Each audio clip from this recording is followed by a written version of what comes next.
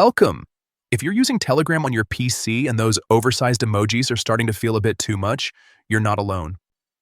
Luckily, there's a quick setting you can turn off to keep your chats looking clean and more professional. Let's go step by step and fix this in just a few clicks.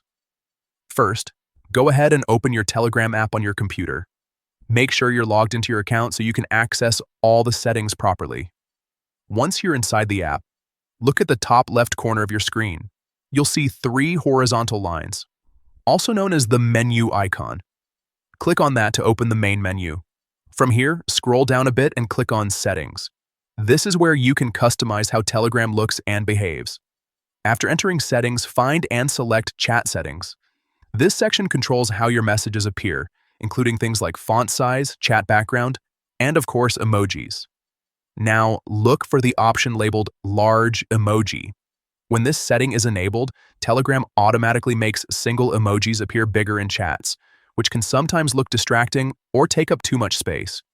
To prevent large emojis, simply toggle this option off. Once disabled, all emojis will appear in a consistent, smaller size, just like regular text. And that's it.